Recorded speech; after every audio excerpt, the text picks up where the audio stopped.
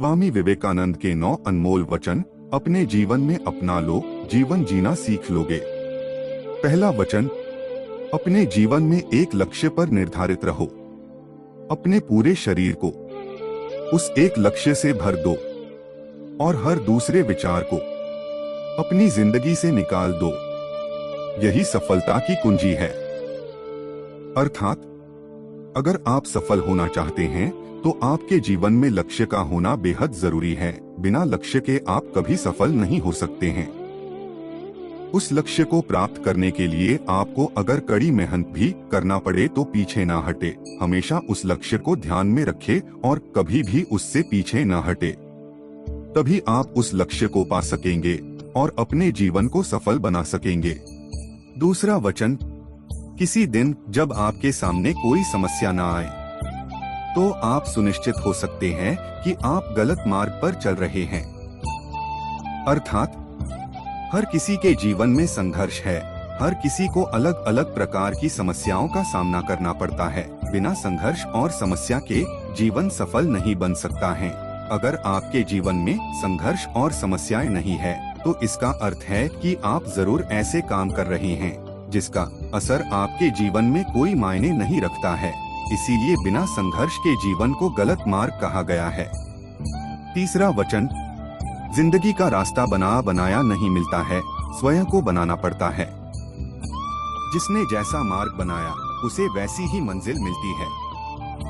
अर्थात बिना परिश्रम के कुछ नहीं मिलता है। आपको अगर कुछ पाना है तो उसके लिए आपको संघर्ष करना होगा। अपनी जिंदगी अपने हाथ में होती है। कोई आपकी हर वक्त मदद करने के लिए नहीं खड़ा होता है। अगर आप सक्षम होंगे तो ही एक अच्छा जीवन यापन कर सकेंगे। जो जैसे काम करता है उसे वैसा ही फल मिलता है। इसीलिए किसी को गिराकर कभी आगे नहीं बढ़ना चाहिए। अगर आप अच्छे काम करोगे तो आपका जीवन अच्छा रहेगा, वरना बुरे काम का बुरा नतीजा होता है। चौथा वचन, ब्रह्मांड की सारी शक्तियां पहले से हमारी हैं। वो हम हैं जो अपनी आंखों पर हाथ रख लेते हैं और फिर रोते हैं कि कितना अंधकार है। अर्थात हमें कभी भी खुद को असहाय और कमजोर नहीं समझना चाहिए। हम वह सब कर सकते हैं जो सोच सकते हैं। बस हम हिम्मत नहीं करते हैं और कार्य को करने से पहले ही हिम्मत हार जाते हैं या पूरी ताकत से कार्य नहीं करते हैं। कुछ भी असंभव नहीं है, बस अच्छे काम करना चाहिए। पांचवा वचन, उठो जागो और तब तक नहीं रुको जब तक लक्ष्य ना प्राप्त हो जाए। अर्थात हमें कभी भी लक्ष्य को प्राप्त करे बिना हार नहीं मानना चाहिए। अगर हम हार मान लेंगे तो कभी उस लक्ष्य को प्राप्त नहीं कर सकेंगे। आलस को त्याग कर हिम्मत के साथ अपने लक्ष्य को पाने के लिए संघर्ष करने से हमें उसकी प्राप्ति होती है। छठवां वचन, बस वही जीते हैं जो दूसरों के लिए जीते हैं। अर्थात उन्हीं लोगों का जीवन सफल है जो और जरूरतमंदों की मदद में लगे रहते हैं। किसी की मदद करने से कभी पीछे नहीं हटते हैं। केवल वो ही लोग सही मायने में मनुष्य है। यह बिना स्वार्थ के काम करते हैं और स्वयं से पहले दूसरे के बारे में सोचते हैं। यह कभी किसी का बुरा नहीं कर सकते हैं। यही वो लोग हैं जिन्हें भगवान ने बनाकर कोई गलती नहीं की है। सातवां वचन, एक समय में एक काम करो और ऐसा करते समय अपनी पूरी आत्मा उसमें डाल दो और बाकी सब कुछ भूल जाओ। अर्थात अगर कोई सा कार्य कर रहे हैं तो हमें अपनी पूरी शक्ति के साथ उसे करना चाहिए। ऐसा नहीं कि बस किसी भी वजह से उसे टाल रहे हैं। एक समय में एक काम पर ही ध्यान देना चाहिए, वरना न पहला काम कर पाते हैं न दूसरा। उस काम को इतनी लगन से करना चाहिए कि कोई हमें उससे दूर न कर सके, वरना बहुत ही बार हम उस कामों अधूरा छोड़ देते हैं।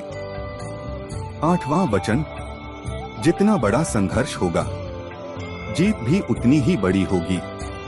अर्थात बड़े लक्ष्य को प्राप्त करने के लिए आपको संघर्ष भी ज्यादा करना होता है। जो लोग छोटा काम करके खुश होते हैं, जिनका संघर्ष भी छोटा होता है, वो जीवन में ज्यादा कुछ पा नहीं सकते हैं।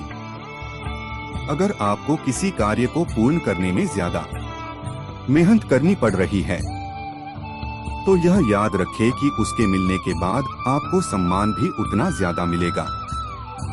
9वां वचन, दिन में आप एक बार स्वयं से बात करें, अन्यथा आप एक बेहतरीन इंसान से मिलने का मौका चूक जाएंगे।